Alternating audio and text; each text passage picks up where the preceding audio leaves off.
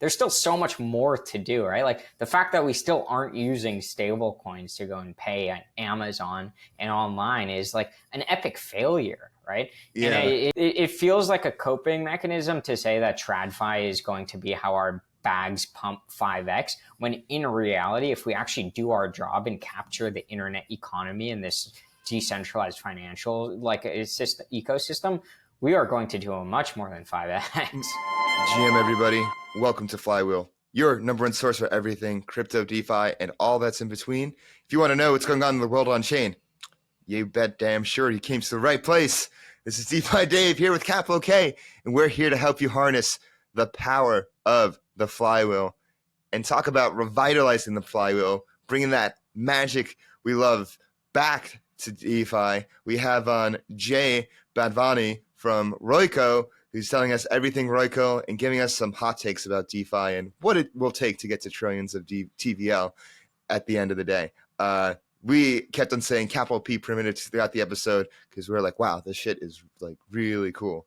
that's what it came down to. Kit, do a quick premiere on this one. Not only that, DeFi has been in this, I don't want to say lack of innovation, because I know the builders out there are building hard and I know innovation is difficult. Though this project, I feel, is pushing the boundaries again. Like it feels exciting again for me. Yeah, I can't wait till it comes out, honestly. But until then, just next month, right? Yeah, perhaps. But for now, we have the pod for you to listen to get everything you need to know and then some. But before we get into it, make sure you go ahead, give us a like, subscribe, hit that bell button on YouTube, leave us a comment, let us know what you think. Make sure to follow us on all of our socials on Twitter, TikTok, and Telegram at Flywheel DeFi. You can follow me, yours truly, on Twitter at DeFiDave22. You can follow me at 0xcapital_K. And let's get the flywheel spinning. We're going lefty because I fractured my fucking wrist. Let's get into it.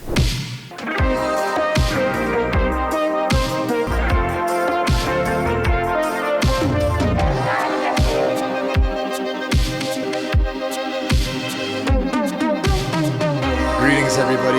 Welcome to Flywheel. I'm your host, DeFi Dave, here with Capital K. And this time around, for the first time, I feel like this is long overdue, Jay. We have Jay from Royco, Waymont, formerly Rari, DeFi OG and legend, has seen the ups and downs, the triumphs and everything in between. Jay, it's great to have you on, and it's great to cover everything Royco today. Awesome. Yeah. Thanks for having me, you guys. Yeah. For our viewers at home that may not be familiar with your lore, can you give a bit of background, and we can sum it up quick? And what is the motivation behind Royco? Like, how did Royco come to be, and a bit of your background? Cool. Yeah. I'll start with background, then we can kind of talk about how it gave way to Royco. For me, got into crypto back in 2016. My boss at the time told me, hey, you're in 9th grade. You should just dump it all into ETH. I thought it was pretty stupid, but ended up working out well. 2017 comes around, started participating in all the ICOs, had a lot of fun in it. So when 2018 came around and DeFi, on-chain finance started to become a thing, MakerDAO launching, conversations around like, hey, how can we decentralize Ether Delta? And obviously I was a huge user of all of these things. At the same time, lots of people wanted to be able to access the chain throughout 2017. So started building a mobile wallet that made it super easy to buy and sell cryptos. 2018, obviously nobody wanted to buy and sell cryptos, ends up getting acquired by a firm called MyCrypto. MyCrypto was then later acquired by MetaMask. You might know MyCrypto as a fork of MyEther wallet. It was a venture-backed fork of MyEther wallet. So stick around there for a couple years after the acquisition. But 2020 comes around, and now I'm a senior in high school with a few years in DeFi under my belt. And I say, hey, look, I want to go and start a DeFi protocol. We didn't really know what we wanted to build, but it starts as a yield aggregator. And that's how Rari Capital started was, hey, look, we have some of cash laying around on the acquisition side of things. Let's build a great yield aggregator. And then that basically gave way to we launched a token. We did all of these really cool things. And once the token distribution stopped, once everything stopped, it was like, okay, well, what do we do now?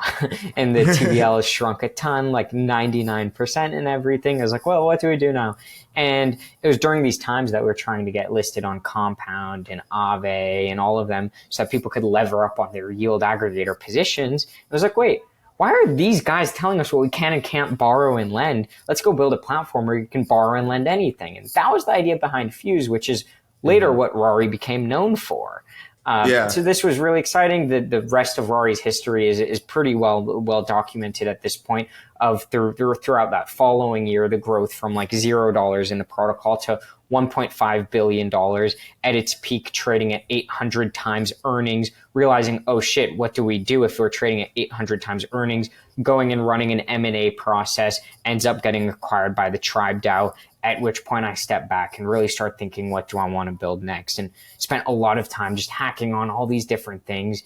FTX falls. I realized, wow, custody is still broken. We start Waymont, which is trying to solve custody by introducing inheritance policies, transaction policies, hack detection systems to keep people safe on chain so that they don't need to put their assets inside of FTX. And what we learned is custody is a hard business to monetize, right? So we started the company 18 months ago, again, right after FTX fell. We built up an amazing client base of all these different high net worth individual whales. And then how do you turn that into $1 billion company? So we started trying things, right? We started trying to figure out, how do we do that? We have a great deposit base. Subscription fees aren't going to do it by themselves. And one of the things that worked best was being able to bring these folks deals. Not necessarily venture deals, but the thing that worked best was private liquidity deals. So early stage protocols looking to bootstrap their liquidity, they come to private individuals and they say, hey, look, we'll give you some really good yield to come in and provide liquidity into our protocol. These deals, you're making 100% plus. They are crazy deals that are happening, right? And there's new ones every single month. It is, right? It's crazy. So we said, we're going to be a big user here and we'll do it cheaper than everybody else because our whales are competing against a bunch of funds and these funds need a higher rate of return. Our whales are happy making 50%. We're so happy making 70%, right? And we started doing these deals and what we learned is there's so much inefficiency. Why are these projects paying 75% plus? Why are they paying 100% plus? Why is all of this happening? The liquidity happening in the private markets is being organized super inefficiently because the way the projects go and get this liquidity is through the 20 people that they know. There's no discovery. There's no price discovery. There's no competition. There's no nothing. So this was interesting to us. And then we started looking at the public markets for liquidity. We started looking at somebody like Compound. Compound is spending an absurd amount of comp every single day for it just to incentivize people to come in and lend. How much are they overpaying? I'm pretty certain that Compound could decrease their emissions by 50% and most of the TVL would stay, right? So it was like, okay, some public protocols are overpaying for liquidity. And then on the other hand, you have some public protocols who maybe, if they knew that if they spent like 20% more in emissions, that they could go and get another $1 billion in TVL, then maybe they would take that decision. Maybe it would make sense, right? All of this to say the private markets for liquidity and the public markets for liquidity extremely in disarray, right? No organization, no competition, no nothing, no efficiency. That's what Royco aims to solve. Is Royco aims to bring efficiency to all liquidity on chain. That's great backstory. All right, guys, we're done with the podcast. Let's just stop it here. Yeah, it's over. Pack it home, boys. But yeah, can we go over basically step by step, what's the problem that you guys are solving? So basically how I understand, there are projects that want TVL, that need liquidity, and there are whales that have the capital, but trying to organize and coordinate that happens in like opaque situations, like everything's mispriced. And like you said, there's no price discovery of going on here with these deals. Can we like break down what's happening and what Royco is like solving here? And why is liquidity important anyway? Yep. So how I think about Royco is it's a two-sided marketplace. On one side, you have liquidity providers, And on one side, you have liquidity seekers or incentive providers. You can call them really whatever you want, right? So liquidity providers, and for the sake of this discussion, we'll say incentive providers, right? First of all, why is somebody an incentive provider? Why do people care about liquidity, right? Why is it so important that these folks, and why are they spending billions of dollars every year on liquidity? It's because liquidity is at the center of everything that we do in crypto, right? Whether you're an actual blockchain who's powered by proof of stake, and you need to basically pay people to come in and stake, right? Or let's say you're a DEX and you need liquidity so that people can actually come in and buy and sell things using that liquidity. Let's say you're a lending market. It's important to have liquidity so that people can lend and borrow. On every piece of the crypto stack outside of like maybe gaming and social, we see the need for liquidity. And these things, we could go one by one through the things that I just mentioned, whether it be like blockchains themselves, whether it be DEXs, whether it be lending markets. There's no price discovery around the incentives here, right? So usually if you're a blockchain, a DEX or whatever, the way you're going to incentivize is say, hey, look, I'm going to give you 500 comp per day. I'm going to give you 500 ETH per day in rewards. I'm going to give you whatever in rewards per day. And you cross your finger and you hope that works, right? No price discovery, no nothing. And the only way to figure out how you can pull those levers is by A/B testing in real time on the order of magnitude of billions of dollars, right? Let's increase our incentives next week. Let's see what that happens. That is scary to protocols who have billions of dollars in TVL that they don't want to lose. Now, on the other side, it's not only whales, right? It's everybody operating on chain. You have retail individuals who want to participate in this yield. Yeah, you have whales. You have all of the different funds, right? Everybody who's doing stuff on chain and seeking yield on chain would be better off by having and participating in this yield through the Royco markets, right? So those are kind of the characteristics of both sides of the market. Now, Royco aims to bring them together. Here's what's really cool about bringing them together is surely you can say, hey, look, yeah, I'm just going to deposit into compound finance. That's it. But now imagine a world, again, with Royco, where you can say, hey, I'm going to deposit into compound finance, but I'm also interested in depositing into Aave and this and that if the yield exceeds what I'm getting in compound finance. This is kind of the role that certain yield aggregators have played in the past. But what we're trying to do is create a marketplace specifically. So what you can imagine will come about is an order book for every single yielding thing on chain. Right? An order book where they can see, wow, if we hit 15% yield, we'll get $1 billion. If we go to 20% yield, we'll get $5 billion. And if we go to 3 or 2% yield, then we lose all of it, right? So they know that they aren't going to go below 2% or else it's all over. And then they're going to optimize around whatever makes sense for them. So again, with Royco, it's just about bringing this efficiency and bringing this data to the protocol so that they can make the right decisions. So I think this was such a, like, what really clicked for me as I was reading through the docs is like, you know, obviously Frax Finance is a huge incentivization provider and via the Vodium markets, like largely. And what Royco does is basically now allowing the liquidity side to have a say, because Frax basically just put up a bid, right? And then it's just a sleepy bid, only one price, and then people just come and slam into it. And no one was able to put an ask for the liquidity on top. So now what Royco did was came in and was able to create that ask layer, which I thought was super clever. My one question to you is then like, but not all liquidity, or rather, not all incentives are created equal. So how do you kind of solve for that? Like, is it just literally based on if my token is shittier, I have a higher threshold to pay to unlock my liquidity? Yeah, I mean, it's up to protocols and it's up to users. Protocols can come in and say, hey, we want to incentivize with points. We want to incentivize with non-transferable tokens. We want to incentivize with transferable tokens. And then users can go through this catalog and understand what do they want? What don't they want, right? And we're not going to be playing any central force of saying, hey, this market sounds good, this market sounds bad. It's going to be entirely up to the users. Oh, so you're envisioning multiple order books for each individual project? So there will be one order book for each yielding opportunity. So for example, you'd have an order book for like, let's say the compound ETH market, right? There you'd see yield on one hand, liquidity on the other hand. And you'd be able to say, hey, look, I want to get in at this yield. Hey, I want to get in at this yield. I want to get in at this yield. That only works for compound ETH because users have committed to providing liquidity in that range, right? Oh, I see. Now, maybe somebody can do that and also set a limit order inside of a ETH market or whatever. But at the end of the day, it's completely up to the user.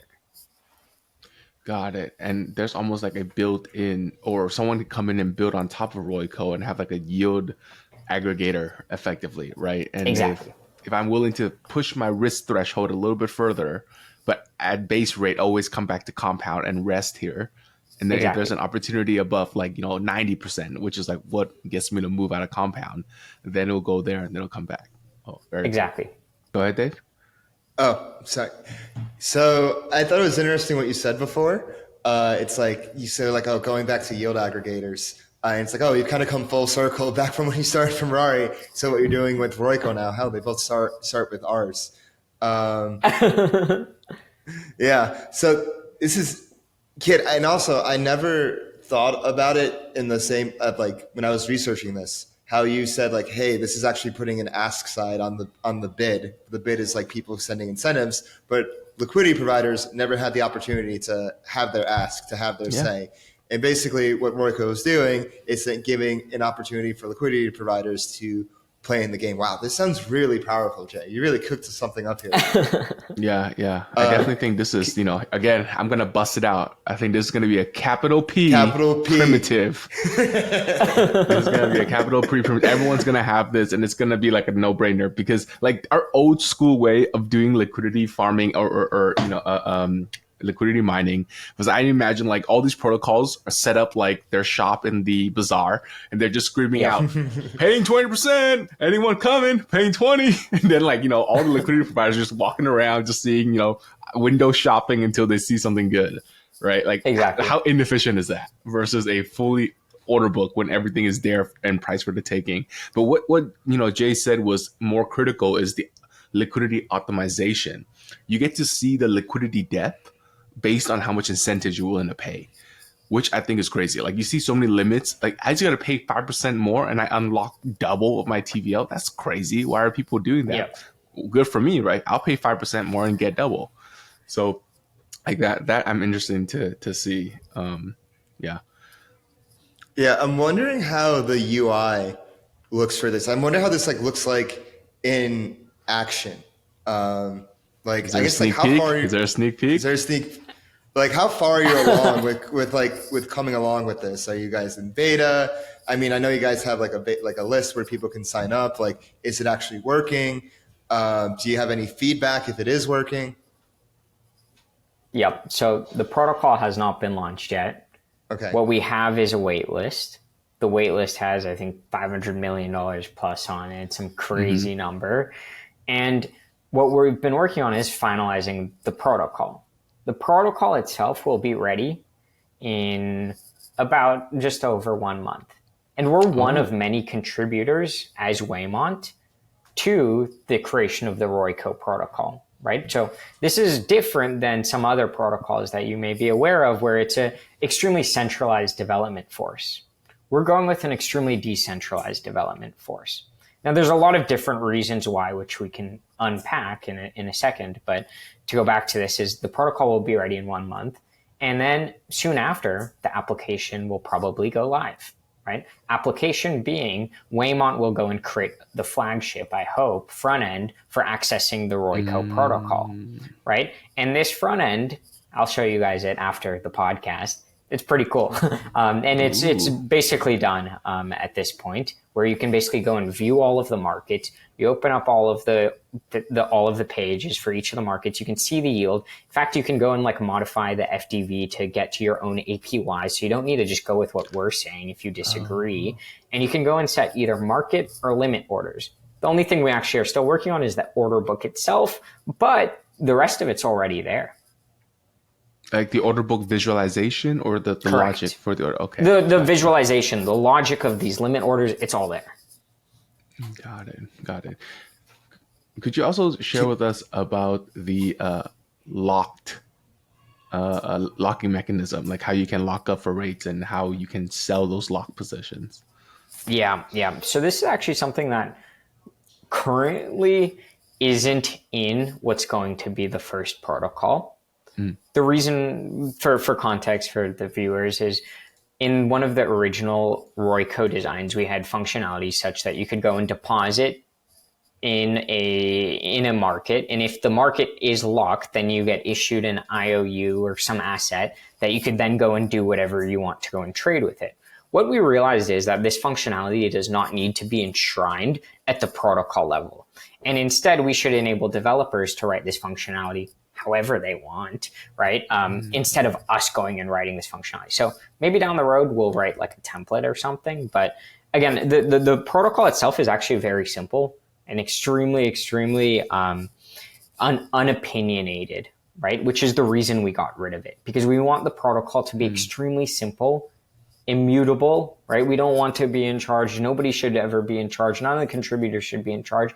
It should be completely immutable. It should exist everywhere. And that's really the goal here. Got it. And can you give other examples and use cases for Royco? I know we went over a few, like supplying liquidity, but what are some other ones? And what are the ones you're most excited about? Yeah, I mean, it's all subsets of liquidity, right? Because at the end of the day, we think most of crypto and most of the value in crypto is centered around liquidity, right? So some of the interesting use cases that we've been thinking a lot about is how can we use this to effectively increase liquidity inside of AMMs and inside of DEXs, right? If you look at it, why some people speculate that the reason crypto coins are so down bad and some of the reasons that altcoins are so down bad is because of these really parasitic market making agreements. Back in DeFi summer, we had pool twos. Pool twos didn't stay a thing. Why weren't they a thing? Is because market making was more efficient. What happens if you had an efficient force that was able to go and replace the market makers? That's what I hope Royco can be inside of this DEX vertical, right? And I hope that we can basically take these yields that the market makers are secreting from us, from retail, and put it back on chain and make it accessible by all in a way that we can all compete for that yield, right? This is pretty cool. Some of the other things that we're talking about is a lot of these LRTs, right? They're constantly competing for liquidity amongst one another. One of the biggest things we hear from them is, hey, soon we're going to need locked liquidity, right? Because they want to go and make deals with AVSs. They want to go be able to do something like what EtherFi did with Lagrange. Hey, we're going to give you security for $600 million for the next however long. They can't make these deals if they don't know what their liquidity is going to be like in 6 months, in 12 months, in 18 months. So by developing a locker, whatever you want to call it, with Royco and being able to control the incentives with Royco, now suddenly they can capture that locked liquidity and ensure they're paying the cheapest amount because everybody's going to be competing to do so at the cheapest price, right? This is very cool because now it has massive benefits for the entire eigenlayer AVS ecosystem. And that wasn't even one of the intents when creating the protocol.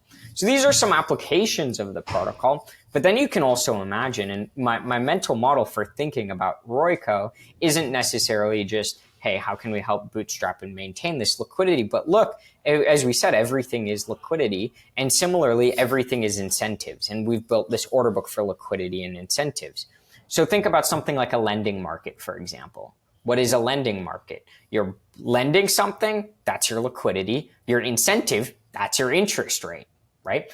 Could you hypothetically use Royco to go and build a lending market? Maybe. Another one. Could you go and use Royco to go and build a DEX? Imagine your liquidity, that's what you're using to buy. Your incentive is what you're getting for whatever you're buying. Again, what this is it's an order book for liquidity, but there is pretty much all of finance is encapsulated inside of this order book for liquidity. And there's a lot of advantages to basically having like one shared standard for all of these things, right? And having liquidity concentrate inside of one shared standard. That's where I hope we can take Royco over a longer term. Shorter term, definitely the focus is on helping these projects that currently exist. And where do you plan on launching Royco? Yeah, we're figuring that out right now. Oh, good. Okay. Arbitrum. Yeah. ETH mainnet, Solana. These guys keep saying It will them. be an EVM. It will be EVM? EVM at first. Okay. We've narrowed it down to a couple major chains. We've spoken to now well over 100 projects who want to come and use Royco. So we're mapping out how much they want to go and spend on incentives, how excited we are about each of them, and we'll go based on whatever projects want to be able to come and use Royco. Yeah. Okay. Just going back on what you were saying about the external applications, I just kind of realized that you can really abstract it away and just be like, hey, I'm going to come in. I want to have, say, $100 million worth of ETH, and I'm willing to pay you 10% APY. Come to me because as like an individual, right? Like I want to effectively kind of borrow this liquidity for me to like go short it or use it as collateral for me to borrow something else or whatever. Right. That's also an abstraction. I don't have to be a protocol. I just have to be an incentive provider. Right. Exactly. I just got to come with a rate to pay. Oh, I didn't. That is a pretty cool abstraction.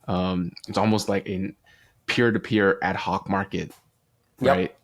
For the individual side, not the protocol level. But I guess my question to you is, you created Royco out of necessity because Waymont had issues monetizing custody. So how do you plan on doing that here with Royco? Yeah, I think that you can imagine at some point in the short to medium term, our front end will add a fee, just as a front end fee for maintaining, hopefully, one of the greatest front ends for the Royco protocol. Got it. And have you thought about the fee structure? Not yet. This is just something that we think we can do at a later point. Gotcha. Okay. Yeah. What has it been? Wait, Kate, did you have another question? No, go ahead. Go ahead, Dave. I was gonna go to Waymont, and what has the experience been? With running Waymont. I remember back in 2021, 2022 when you just started Waymont, and you were telling me about it and everything that you were doing. And like, what has that evolution been? What's it like being in the custody business? Because I feel like it's one of the most essential parts of the whole ecosystem, and it's interesting to hear that it's actually like hard to like be profitable on its own. And I just think of like Coinbase custody and how successful they are, because they had the exchange and then they built custody for it, and now they do custody for BlackRock and all the ETFs. Yeah. So yeah, I'll let you take it. I mean, I would push back on the notion of like even Coinbase custody being extremely successful, right? They charge some tiny amount of bips every single year for these ETFs, right? I think it was something like they're planning on making $50 million a year from the current ETFs at the current rate, right? Which maybe that's fine, but they're literally taking on so much risk, right? They're taking on the risk of managing and holding tens of billions of dollars and hopefully one day hundreds of billions of dollars, right? So custody is just an extremely hard business, which is why you see one of two things. You see a lot of M&A inside of the custody segment, right? Most custody businesses fail to go and monetize, which is why they end up getting acquired. That leads me to the second point, which is most of the time that you see a custody business, it's actually going alongside another more profitable like revenue center, right? So for Coinbase, it's an auxiliary service, not because custody is a great business, but because it will help drive trading volumes to the Coinbase exchange, right? Which is the revenue center of their business. The money's on so the again, exchange. I hope that Royco becomes our revenue center for the Waymont operating company. Got it. Interesting. You kind of did it in reverse. It's that's cool. And Dave actually had a question about Berachain. Did you want to ask that, Dave? Oh yeah. I was curious how Royco works alongside other protocols, because or like other chains and other ecosystems, because Berachain's all about proof of liquidity and all the incentives are on chain. So from taking from this interview, does it just create like an ask side to the proof of liquidity and all those incentives? Like how would Royco fit into Berachain theoretically? Yeah. Honestly, I think that proof of liquidity is a great, great idea. Yeah. I think that what the Berachain team has done there is really fantastic. I have not spent enough time thinking specifically about how Royco and Berachain will work together, but I do think that what you can think of is like Royco is playing a similar role to Berachain and the proof of liquidity specifically outside of the Berachain ecosystem, right? In terms of being able to coordinate this liquidity. Within the Berachain ecosystem, I think it remains to be seen what that looks like specifically. Got it. And And where do you see? Oh, go ahead, Kit. and speaking of all these projects, and like since Jake is inundated with like private deals that he has to basically be the broker and middleman, I wanted to learn a bit more like how is that market like right now? Like how did they come across your table, and then kind of what is your process to disseminate that offer to like the whales right now? Yeah, honestly, like we have not been focusing on that side of the business right now. I'd say to describe the realities of Waymont right now is the entire team is pushing forward on our contributions to the Royco protocol, and pretty much everything else is in slow motion. Yeah. So initially it was a big deal, and then you guys slowed, and then you realized you should build out Royco to productize this business unit. I see. Okay. And now we spend most of our time talking to protocols, projects who are looking for liquidity, but on a bigger scale than some of these private offerings, and hoping to do so via Royco. How big a scale are we talking?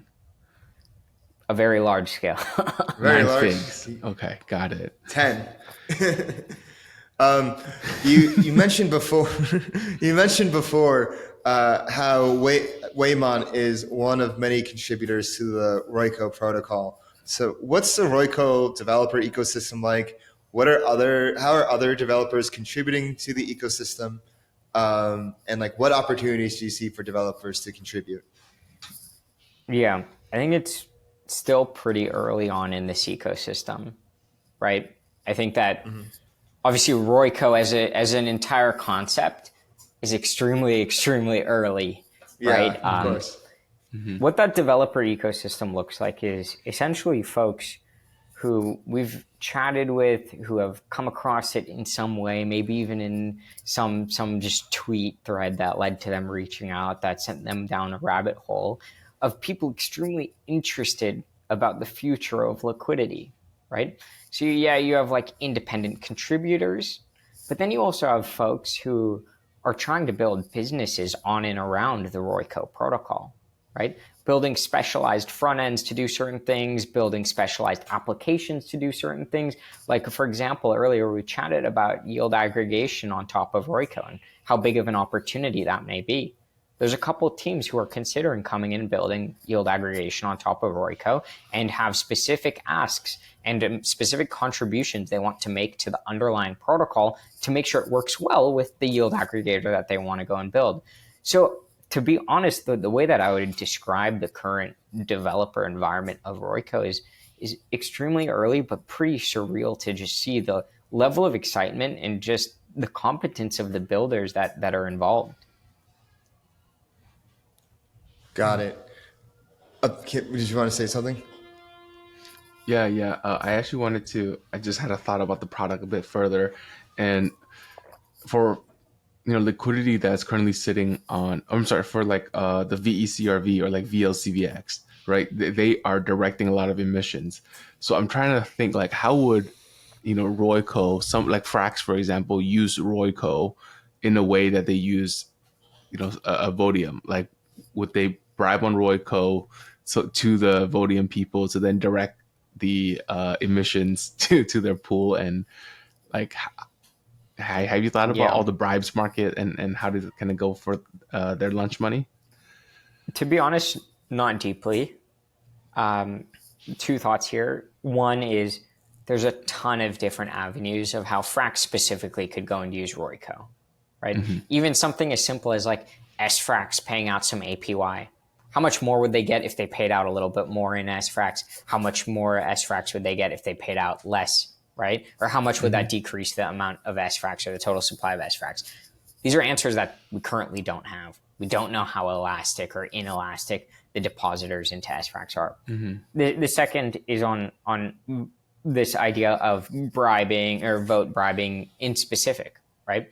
I think in the future, you can imagine one of two things. The next Convex, the next whatever, being built as a Royco market. There's no reason it shouldn't, right? You don't need to go build an entire protocol from the ground up to do your liquid staked bribe token. You can have that entirely be powered by Royco, and it'll actually be more efficient. Now, the second thing is a little bit more provocative, which is how these bribes are being done and everything is taking advantage of basically some economic inefficiencies right now, right? You can buy something lower than it's supposed to be, lower than the bribe, and now the bribe is, and now the bribe holders are basically, either the bribe holders are on the hook at a loss or the people who are issuing the bribes are on the hook at a loss, right? It isn't an entirely efficient force. With Royco, it's entirely efficient, right? Because what's happening is you're cutting out this middleman. You're enabling the bribes with whatever you need, right? To go directly to the LP's hands instead of these gauges, which are then going to incentives, which then incentivize LPs, right? You cut out this middleman, which should be a lot better for everybody involved because there will be less people taking fees in the middle. Yep, 100%. Like, when I was doing my research for Frax back in the day, it was all about for $1 a bribe, how much did they get back, right? It's always more than $1. But we always talk about this is an efficient market, everybody, efficient with randomized capitalization. But why are they able to pay $1 and get more than $1? Exactly. Like that shouldn't have been the case. And I think Royco is going to come in and pretty much flatten the market completely so that the liquidity providers are going to get their share back. And I'm just thinking back to our interview with the My Guys, and when Benjamin kept on saying cost of capital. Cost of capital. That was just like ingrained in my brain, that phrase. And this will help like improve the cost of capital for both like protocols and for definitely. You know what else? Not only the cost of capital, but the discovery funnel into liquidity is going to be different. Yes. Now. Because if I'm doing a stable coin, right, and I am better than SDAI and SFRAX, I can go particularly into that market. And I would imagine your UI is going to allow me to bid for like a special premiere slot on top, like some advertisement placement or some featured placements, right? It's like, I know you're in this pool, come over to my pool, which is a better version and is stable and is audited, and I'm paying up more rate. So it's like a nicely targeted advertisement to the right kind of users. So you could effectively create a liquidity profile for every single wallet, right? If you know this wallet is like a super degen that they literally go to, like, they are a DeFi summer nostalgist and they want to go for pool twos only, then you're able to offer these guys some crazy ass shitcoin farms and they would go. Versus someone who only does Aave compound and like very tight stuff. Now that's persona is there too. So you now have this segmentation of liquidity profiles, which I think is going to be very interesting. I do think you're touching on something like really important here, which is the distribution element and how valuable it will be to be a front end for the Royco protocol, right? This is one of the reasons that Waymont is going and building one of the front ends for the Royco protocol. But just to break it down a little bit, how it all actually works is the markets are all indexed in what we call this open liquidity graph, right? In the same way that you can think about Farcaster and their graph of the social data that anybody can plug into and build their own front end on, we're building the open liquidity graph. Again, open liquidity graph, I like that. Thank you. And the goal is similar to Farcaster, right? With this open social graph of what can we do to enable applications, whether they be interfaces, yield aggregators, whatever, to go and index all of these markets.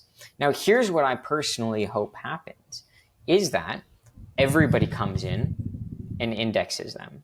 So when I say everybody, I mean, hopefully one day you open up your MetaMask experience and next to your ETH, it'll show you all of the different Royco markets. One day you open up your Fireblocks or your Coinbase custody or whatever it is, and it'll index all of the different Royco markets and show you your different yield earning opportunities with each of them. This is going to be critical to the success of Royco, because here's what can happen then is the second these integrations start going, it's only a matter of time before every wallet and exchange is going to need to have a Royco integration in order to stay ahead of the curve, right? Or else people are going to flock to their competitors that do have a Royco integration. And here's when the Royco protocol becomes the most valuable, is because now for the protocols, what are they going to do? They cannot go and launch their incentive campaign without Royco, because then they'll be missing out on a MetaMask integration, they'll be missing out on a Robinhood integration, they'll be missing out on all of the distributors, all of the supply side that will be aggregated with the sole purpose of directing liquidity into their protocols. So the really cool thing here is it has this massive flywheel effect in terms of we like the liquidity and the distribution, and the distribution that will be created through this. Does that make sense? 100%. And then, but a sufficiently decentralized liquidity marketplace. yeah, but now then that came to my mind. It's like, well, that's it's going to be a little bit hard on Waymont if your guys' front end is no longer needed, and like MetaMask or any of these institutions can just tap into Royco at the protocol level, right? Because like you said, really, kind of build that. Yeah, you know, it could be. We're also building a paid API that they can go and plug into. There you go. There you go. He's thought ahead. It's always better. It's always there. It's always better for people to buy than build. No. No. I mean, it was a genuine thought, because like, you know, if these integrations are a shot, like, you know, these institutions are going to have to make a decision of buy or build, right? And if something's already out there, they're just going to want to buy it, right? It's super easy. It's just API, and you can just it's an API for liquidity. Wow, what a world we live in! What a world we live in. That's a liquidity API. Yeah. Then, you know, let me ask you this question then, Jay. Like, what kind of keeps you up at night? What are some of your big worries and about this project? Yeah, I think the biggest worry is basically having too much demand on the liquidity provider side, right? Because here's what you can imagine, and like if you think about EigenLayer, for example. Right, there's now maybe like $10 billion staked inside of EigenLayer. With $10 billion staked inside of EigenLayer, how much yield can they actually produce to sustain that $10 billion? I'm afraid the second that the new token mania stops, the real yield is going to be much smaller than people imagine. And that will lead to a lot of people leaving the EigenLayer ecosystem. Now, I worry, obviously, to a lesser degree than somebody like EigenLayer, but I worry that we may not be able to match the demand that we will have that comes into the protocol, because it can scale extremely fast, and the yield that we'll need to produce in order to keep it all is going to be quite high. Got it. Interesting. Now, here's why like that maybe keeps me up at night, but here's the reason that I hope it doesn't, right? Is, for example, earlier in this conversation, you said, imagine a new stablecoin comes along and wants to go in and incentivize, right? And basically puts out all their incentives, and now they're able to attract a ton of liquidity. I think that's what's so cool, is we drive down the barrier for innovation, right? If we assume that everything in crypto requires liquidity, we've just made that liquidity accessible to everybody. And because it's accessible to everybody, there should be more yield generated, because there'll be more protocols, there'll be more projects, there'll be more people trying things. I think that's really exciting to me, is just like, okay, if this works and if we can do our job, there'll be so much more net economic activity happening on chain. Yeah, I totally get that. And I feel like it's not necessarily, you know, a concern for maintaining a highest yield, because everyone on EigenLayer is indeed searching for a highest yield. But I feel like for something like on Royco, like you said, there are different liquidity personas, right? One only wants to do really safe Aave compound, while another is a, you know, DeFi summer nostalgist who wants to ape into every pool too. So then, you know, it's not so yield APR percent that you need to maintain, but just continuous yield opportunities that comes Correct. out. Like literally the count of the different types and the diversity of this yield opportunity is what you're kind of concerned about. But you brought up a great point. You just alleviated a huge concern for a lot of people or a lot of projects launching their own protocol and having to go through the headache and buying CVX and locking CVX, all that stuff. Yep. Yeah, no, just very excited. I was going to ask, is there a TradFi equivalent to this that exists right now, or is this a complete novel primitive that can only exist on chain? Yeah, to be honest, I'm not sure. I think it is. No, there's always the middleman. I feel like the quote unquote money market is a little bit like this, right? When people are able to kind of take money out of the money market and go use it with other stuff. Or when you deposit your money into the bank, it's like they take the money and go do it with other stuff. It's kind of like that, but you're just getting the worst of the worst of the worst deals. so Royco just really closes that spread to just zero. So Royco, the protocol itself, charges no revenue capture on like the incentive side, like or on the liquidity side. That is my understanding. Wow. Damn, this really is going to be. There's no race to zero if it's already at zero, guys. Yeah, exactly. I was like, there's no way it could be replaced now. It could really be a primitive. Oh, Yeah, I was going to also cool. And I would. Oh, go ahead, Kate. Mm-hmm. No, you go. I was just thinking like liquidity now could be managed on a per block basis, right? Yep. Literally, like people could make bids for liquidity on a per block basis and pay literally as you go and not have to allocate. I'm going to allocate, 100 million of my tokens towards this, and this is going to run for 6 months, and here's how you're going to earn it, right? This is literally, you're able to do A/B testing so quickly, almost on a per block basis as well too, to really have the most efficient market. I think that is kind of the end state that you want to reach out to, is everyone is just having like a liquidity specialist, and all they do is just they go on Royco, they have all the data and analytics specifically for Royco and just analyzing the markets and offering like, the right yield at any time. It's like I'm just imagining like an ad network, except like I'm just running it. Yeah, right. I'm just thinking about that. Yeah, One of the interesting things that somebody actually pitched me on yesterday was, hey, look, we have this platform Royco, which will enable all of these yield earning positions. On the other hand, you have these LPs that exist inside of Waymont, right? These high net worth individuals. Mm-hmm.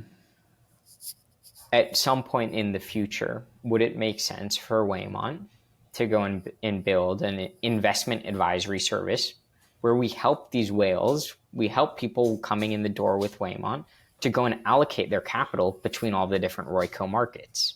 You can think of it something like a yield aggregator, but much more actively managed and done with the client's discretion of whatever they really want to be able to go and do. So this would be a pretty cool idea, and it actually maps out pretty well to TradFi, right? This is a role that TradFi emphasizes a lot and makes a lot of money in TradFi. So certainly not a focus anytime soon, but similar to what you're saying of, hey, look, there will be people who come and industrialize certain pieces of the Royco stack, whether that be on the incentive provider side of things, but also it'll happen on the liquidity provider side of things. Got it. Yeah. And this makes it a lot easier for these wealth managers to do their job as well too, right? Yeah. Totally. Go ahead, Dave. So has there been a lot of institutional interest in Royco? And I was going to ask, like, what's been their appetite with Royco? And speaking more broadly about DeFi, what are your observations about institutional interest in DeFi, especially with the ETH ETF coming up? Yeah.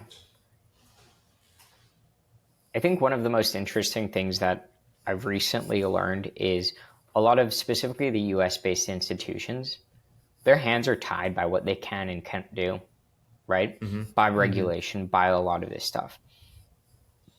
They can go and do stuff on chain. It's difficult for them to go and actually do certain things off chain. One of the really cool things about Royco is it abstracts this negotiation layer. For example, I'll give you some context here. It is illegal for US market makers to engage in some level of negotiations with token projects. That's why you don't see US market makers come in and market making token projects very frequently. Now, let's replace negotiation and creating these contracts with Royco. That's pretty cool, right? That will enable all of these US-based institutions to come in and once again participate in what they want to go and participate in. So I do hope that Royco acts as a forcing function to helping these institutions come in and onboard and use the chain in the ways that they want to be able to go and use. Now, in terms of the broader like DeFi institution, like my point of view on this is actually potentially negative, which is I don't want us to have a ton more institutions in the ecosystem. I think that generally they are overrated, that they are take a ton of time and energy and secrete a bunch of value from what otherwise can be an extremely value, like an extremely positive sum ecosystem, right? So like what I'm thinking of here is you think about like these current market making firms, these current VCs, these current hedge funds that are participating in on chain, right? They're going and they're playing for themselves, right? They're going and getting all this yield off the chain. They're trying to go and do all of that. It is the people who are on chain. We need more of them, right? That's what would make me extremely happy. And that's what I hope Royco can do is, yeah, maybe the institutions come on board through Royco, but they should be treated like everybody else, and they will be treated like everybody else and alongside retail instead of trying to get some edge by writing some legal agreement off chain. I think this is what made DeFi summer so magical, because it really did feel like the playing field was level for everyone. Everybody was, it didn't matter if you were a huge market maker or like some dude in their mom's attic. Like everybody was in the same pool too. And basically what you're trying to do with Royco is recreate that, but you're like democratizing yield through Royco. You're democratizing opportunity through the Royco protocol. Exactly. And it's funny because I might have tweeted this. I don't remember, but I really do think that Royco can bring back DeFi summer because the yields are there, right? Like it's not like the yields went away. Everybody acts on Twitter like the yields went away. They're just not happening on chain anymore. If we can put them back on chain, DeFi should be so bad. Yeah, no one will see that coming. Point. Yeah, you bring a good point because the liquidity. You bring a good point up about about institutions and like how much do they, and like more professional players, quote unquote, like how much do they really add to the space? But I'm like, when I say institutions though, what I'm thinking about is like more capital coming on chain. Like how do we get like DeFi TVL to like $1 trillion? How do we get it to like the multiple trillions? Do you think we need institutional capital, or do you like by institution like outside capital, or in your view, which sounds like it, we can like grow it from within and grow the pie from within, like using things like Royco? Yeah, I think like the internet economy is in trillions of dollars. The total assets inside of DeFi is $100 billion. We should first go get the internet economy, then TradFi will be begging on our door to get into DeFi, right? There's still so much more to do, right? Like the fact that we still aren't using stable coins to go and pay at Amazon and online is like an epic failure, right? Yeah. And it's just like, it feels like a coping mechanism to say that TradFi is going to be how our bags pump 5x, when in reality, if we actually do our job and capture the internet economy and this decentralized financial like ecosystem, we are going to do a much more than 5x. So what do you mean by internet economy? Do you mean like e-commerce? Like what do you mean specifically by that? Everyday transactions? I mean, everything that's happening online should be happening on chain, right? Specifically on the financial side of things. And that's just not the case today. And when that is the case, then I think the tables will have significantly turned. Do you feel like that's a big reason why DeFi has stagnated and crypto has stagnated? It's because we haven't successfully gone after that segment of the internet economy, or the whole internet economy for that matter? Yeah, I think so, right? It's like we've spent so much time trying to like tokenize all of these things in the real world, when in reality there's an entire landscape in front of us of things that we can go and capture. I really don't get it, to be honest. So like, what do you think will be the unlock to like capture the internet economy? Do you think it'll be like more UI things, like we just saw Blinks come out, on Solana. Yeah. I actually had a tweet today that it's my first tweet ever that blew up outside of crypto Twitter. And I asked, yeah, it's fascinating. I asked, how did people onboard on the internet in the 90s? And like, what can crypto learn from that? And so like, basically like it's made its way out of the CT echo chamber and bubble. And what everyone is saying is AOL had this massive campaign where they mailed these CDs everywhere in like 150 million American homes. They had them in magazines. There were campaigns, and they basically physically got everyone online through the mail with these like CDs. And I'm thinking like in crypto, we have not had anything on that scale like that. This would be equivalent if like Ledger sent a ledger into like every home and said like go on board. Yeah. But like, wow, I'm like imagining like it happening in crypto is like, would people just, I guess it would be like signing up through like earn like $10 of stablecoins if you sign up with your Instagram account or Twitter account. I guess you're kind of seeing that with Privy right now and whatnot. But yeah, what I'm getting at is like, do you think it's like a UI problem? Like how do you see like the internet, how do you see crypto engulfing and taking its territory in the internet economy? Yeah, I think that's potentially a piece of it, right? And I imagine that's something that like Coinbase could totally do, right? But the things that I'm actually more excited about are like there's actually like lower hanging fruit, right? Okay. So many people spent so much time thinking about, for example, let's go and tokenize T-bills, let's go and tokenize US dollars, right? That's something that I would put in the bucket of like trying to bring them to us, right? One example of expanding into the internet economy is, for example, what Athena is doing, right? Like, let's go tokenize this thing that's already within our control, that already exists within the internet, and let's go and just add that to this DeFi stack. That's why I think Athena has done so well versus a lot of these T-bill providers. And those T-bill providers are competing at such crazy like margin compression and all this stuff versus you go and study Athena, and it's actually extremely expansive to the entire like crypto landscape. So all of this to say, like, I just think that there's so much more interesting things to do than to go and beg institutions to come and buy our bags, and instead give them a reason to buy our bags into things that are easier to do. Got it. Do you see like other opportunities like Athena out there? Because Athena tokenized the biggest basis trade, and I wonder if there's like what other things are out there. Yeah, I have I'm working on a tweet thread to talk about this. I won't leak it yet, but okay. I'm trying to develop a little this bit. mental model. You should talk it through on here. We're late in the podcast. Yeah, give us like an outline of your thoughts.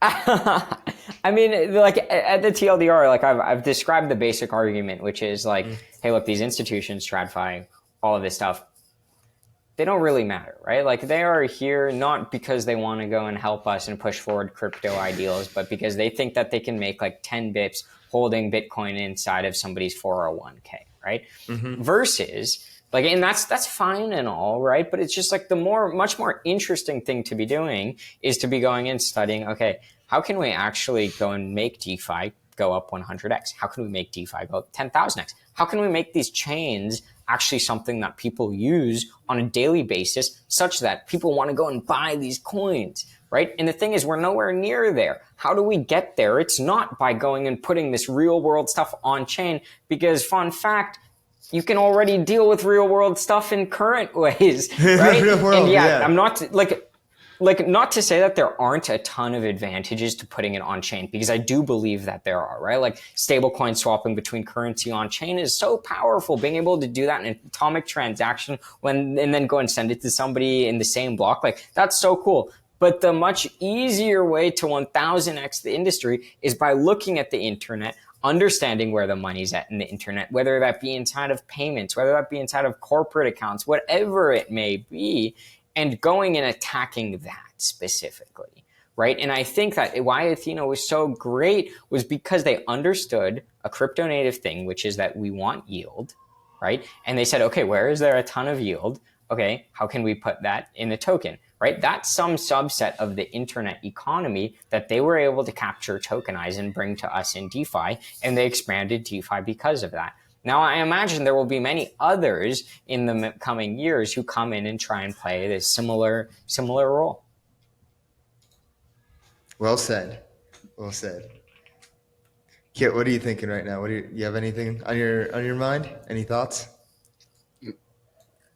No, I just love how this conversation, evolved into this level, Like, I No, but really it's like, like it. I know what I was going to say.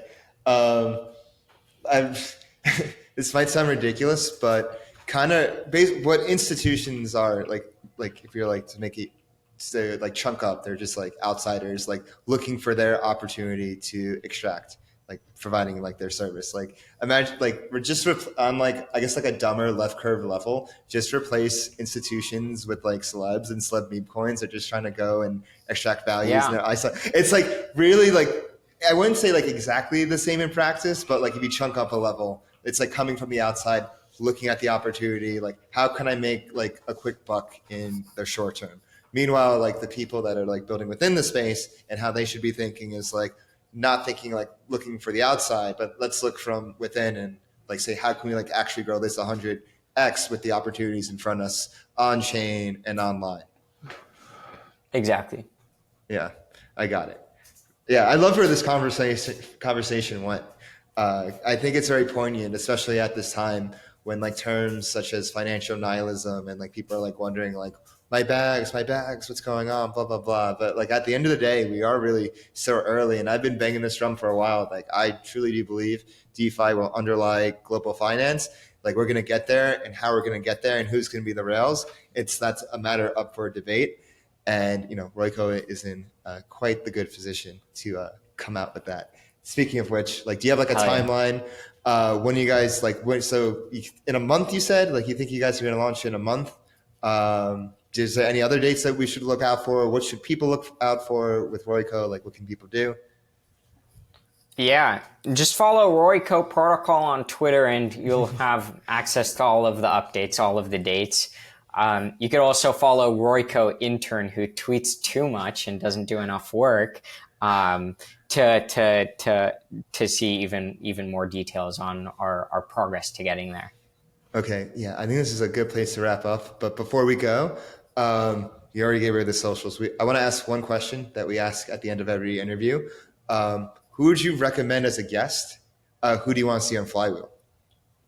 This might be cliche, but I think I really enjoy listening to Jesse from Coinbase talk about his strategy for Base, and specifically, he has a very good strategy. Like, he has a very interesting approach to how he's going to really bring 1 billion people on chain in the next couple years.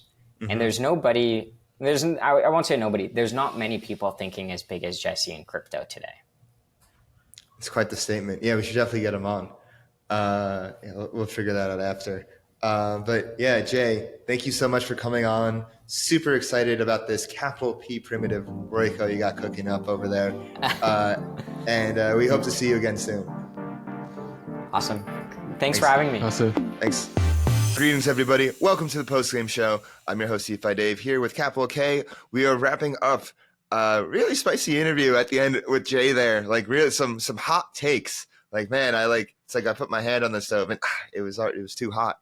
But yeah, I really enjoyed the end of that interview. I think Royco is a fascinating protocol. Truly a capital P primitive. Yeah, Kit, what are your thoughts on this one? Man, like, as I was reading the docs, bro, like first thing that came to my mind was like, oh my God, this is Vodium, but for the other side. Yeah, it truly made me feel that way. I was like, because it made so much sense because voting was only one-sided. It's only like all the LP or the incentive providers and it giving out seems the so price. Obvious. It Yeah, seems so obvious. It's always obvious in hindsight. Yeah, it is. And also, what's crazier is that Vodium operates on a 2-week basis, right? We're going from a 2 weeks kind of epoch window down to a per block basis for liquidity bidding, which is what? Right. Like, dude, it's so obvious in hindsight. You're absolutely right about that. No, it's crazy. I actually remember I was at the Van Eck conference or summit at USC like several months ago. and I saw Jay there. And this is when Jay first came up with his idea. And honestly, like when he was saying it back then, I was still in the early formation, so he was still like trying to find the right way to flesh it. Yeah, so he was like fleshing it out, but he was like really excited about something. I'm just like, I'm not sure what he's saying, but he's cooking. And then like once I started doing my research into it, I saw the DeFi Dad interview. Shout out DeFi Dad, friend of the show. Reading the docs, I'm like, wow, this just like makes sense. And this is like made me really excited, and I'm happy to see him building back in DeFi. I mean, I know he had his thing, and he still has his thing with Waymont, and kind of going to the other side. But now he's like come for full circle back around, not only to DeFi, but kind of like in a way, this is like yield. You're aggregating yields because you're aggregating ask. Aggregating liquidity, aggregating ask. Like, but I'm just imagining like the UI for this gotta be like chef's kiss. It has to be. Yeah, it's really. It can get super complicated really quickly, and and especially like because he said each market would have its own liquidity pool. So like the ETH on Compound is going to have its own order book versus the ETH on Aave versus the ETH on XYZ, right? And that's going to be like really confusing. Every asset like too? Is it like AUSDC or like CUSDT? Yeah. Every asset would have its own liquidity pool, and depending on how much you're willing to pay for that piece of liquidity, right? It could get it's gonna get real tricky, really real hairy, hairy. And I didn't get a chance to ask about like IL, right? Like impermanent loss. I mean, in if this it's situation, like order book, what happens? If it's an order book, there's like. No, Dave. Like the order book is for the liquidity. It's not for what you're going to do with the liquidity. Does that matter? Right? Of course it does, because I mean, if you're gonna rent like $100. Let's say you're gonna borrow 100 ETH from me to go and pair it with Dave Coin, and then let's say Dave Coin just completely nukes. Yeah, on Dave Chain, of course, on Dave Chain, and then it just completely nukes. Now, at the time for me to pull the liquidity out, I'm only going to be able to pull the dollar value of it, but not my 100 ETH quantity, right? The quantity is going to be less because that ETH is gone because someone else swapped it, and I have a ton of Dave Coin. I didn't get a chance to ask about that. Oh, so you're talking about the IO like happening like moment to moment. I wonder if it'll just be like single, like this, like I hear stablecoins. The stablecoins will be used for like this purpose, but that's actually real tricky. Here's the crazy part though. Yeah, but let's say I'm offering, Dave Coin is offering 500% APY for this, right? Because it's going to have IL. So then they're going to offer a ludicrous yield. So I think there's always a market for that, right? There's always somebody willing to LP the pool. Like look at all the meme coins, for example, right? So, just something to consider. Yeah, that is a good point. Wow. The first rollout will probably be single-sided, like you were suggesting. Probably the first rollout, single-sided, and then it goes a little crazier once things are a bit more onboarded. But have you seen his, did you join the waitlist? I didn't join the waitlist. Oh, dude, go check out the waitlist. Like their UI is pretty sick. I did see the waitlist. Yeah, right? They added up all the value of the wallets, and then they showed like how much is like waiting to be deployed, which I thought was like pretty clever. To be honest, that's clever. Pretty clever. Yeah, it's like TVL before TVL. It's like TVR, like ready. It's like the points of TVLs. Yeah, I thought it was interesting what you were saying about like in his take on institutions and traditional capital. He's basically like, we don't need them. They're coming to extract anyway. Like, let's build cool shit from within. Go after the internet economy, which is in our territory, in our turf, and like from there. They'll be clamoring at our door. You kind of see that happening, honestly, with stablecoins. Yeah. I wonder if it could happen faster. I think we all want it to happen faster and there'd be better UX UI. But I thought, I can support him behind that. Yeah, see, but here's the crazy part though. Like I thought about it a bit more. We should do these post games like a couple hours later so I can, kind of let it marinate. Yeah. But I was like, imagine everyone is so bearish when I'm like, hey, I'm going to put Uber on the blockchain. That is the internet economy, right? But when you kind of hear that, you think of like, oh my God, that's so bearish. That's probably not going to work. I know there's a Solana project. I'm not throwing shade, but I'm just saying the general connotation of like a X but on chain has always been poo poo, you know? So, Oh yeah, since the ICO like, days. yeah, the internet economy there's some nuances to The Internet that. of Things. Yeah, the internet, yeah, right. The Internet of IoT Digital got Things. rebranded to D-Pins, you know? Deep So, oh yeah. yeah. Yeah, you can write that quote down. But anyways, that is the post game. Thank you everyone for watching and supporting us 2 years down the line. If you want to follow everything Flywheel, want to catch up with everything, make sure you follow all of our social media at Flywheel DeFi on Twitter, TikTok, Telegram, YouTube. On YouTube, go ahead, hit that like button, subscribe, leave us a comment, let us know what you think, give us a like. You can follow me on Twitter at DeFiDave22. You can follow me at 0xcapital_K. And we'll see you next week. Peace.